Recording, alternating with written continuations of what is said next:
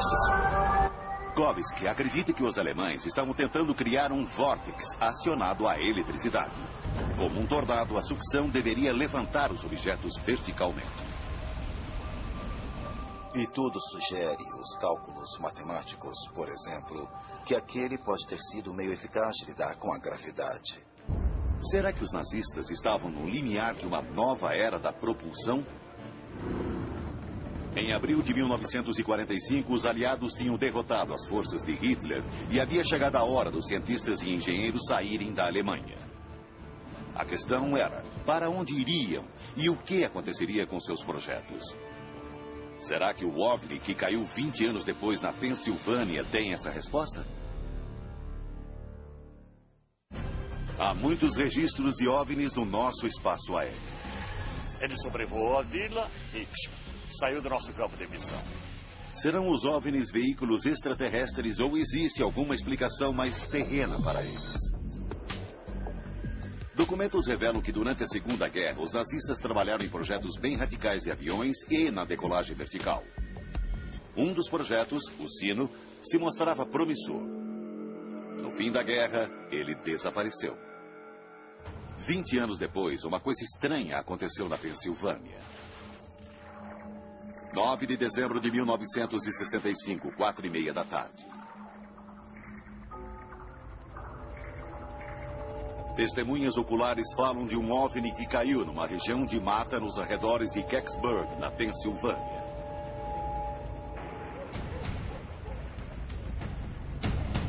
Os relatos descrevem um objeto parecido com uma pinha. Uma testemunha disse que o objeto parecia um sino.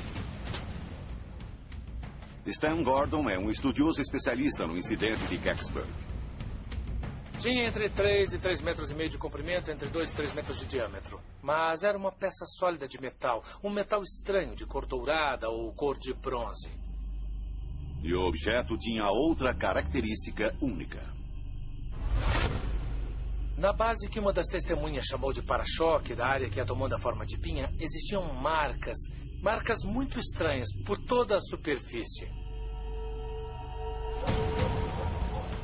No local da queda, os residentes de Kecksburg logo perceberam que sua presença não era bem-vinda. Eles não estavam lá há muito tempo. Quando 2 homens vestindo capas apareceram na mata muito sérios e disseram, caiam fora daqui, esta área está em quarentena, e falaram que atrás desses homens havia soldados chegando, havia militares. Testemunhas oculares relataram que depois viram o objeto num veículo militar saindo da cidade. Para onde ele foi levado? Stan Gordon acha que ele foi para a base da Força Aérea Wright-Patterson, mais de 400 quilômetros a oeste, em Ohio. Segundo Gordon, apenas 2 dias depois do incidente em Kecksburg, a base fez um pedido estranho de tijolos de cerâmica para uma olaria próxima. Eles encomendaram um grande suprimento, 6.500 unidades, de um tipo especial de tijolo. Eram tijolos estruturais, duplamente queimados. E a nota deveria ser enviada à base de Força Aérea Wright-Patterson. Myron, o motorista do caminhão de entrega, deu uma entrevista depois, onde disse ter visto um objeto com formato de sino num hangar. Quando entrei na base, vi um tipo de sino lá e estavam trabalhando nele. Iam usar tijolos para emparedar aquilo. Iam enterrar o sino. Mas por que tijolos cerâmicos? A cerâmica é usada para isolamento elétrico e térmico. Estaria a Força Aérea tentando de alguma forma blindar o objeto? Será que a semelhança do objeto com o sino nazista é mera coincidência? E será que os tijolos cerâmicos podem servir de elo entre os 2 objetos? A nave de Kecksburg foi encapsulada com tijolos cerâmicos. Segundo o jornalista aeroespacial polonês Igor Witkowski, o sino nazista também era revestido com uma camada de cerâmica. Witkowski acredita que o sino foi testado aqui, numa misteriosa estrutura na Polônia chamada de Range. O Range fica em um terreno alagado. E esse terreno foi coberto com ladrilhos cerâmicos. O sino nazista tinha outro sinal característico: as marcas. Os nazistas tinham uma ciência religiosa bizarra que incluía o ocultismo.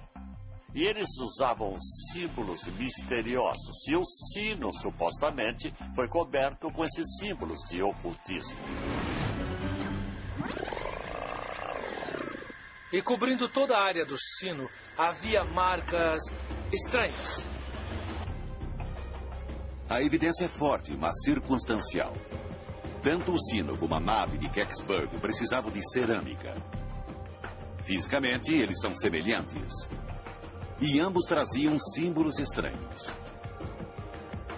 A pergunta é, se o objeto de Kecksburg era o sino nazista, como foi parar nos Estados Unidos 20 anos depois? Para responder essa pergunta, é necessário voltar à Alemanha no final da Segunda Guerra Mundial. Em abril de 1945, Hitler ordenou a execução de 62 cientistas que trabalhavam no projeto do sino. Os prisioneiros nos campos de concentração que haviam trabalhado nas escavações dos bunkers também foram executados. Essas execuções em massa foram supervisionadas pelo general da SS responsável pelos projetos de armas secretas do Reich, Dr. Hans Kammler. As entradas dos túneis foram explodidas e todos os prisioneiros dos campos de concentração que sabiam de alguma coisa, de qualquer coisa sobre a produção e seu propósito, ficaram fechados lá dentro. E então o mistério desse empreendimento foi soterrado efetivamente. Hitler confiou a Kammler a tarefa de apagar qualquer traço dos projetos secretos nazistas. Mas o que o Führer não sabia é que Kammler ia mudar de lado. Em 1981, o ex-ministro do Armamento e Munições de Hitler, Albert Speer, confessou que Kammler havia lhe dito que estava planejando entregar os segredos aos norte-americanos em troca de imunidade.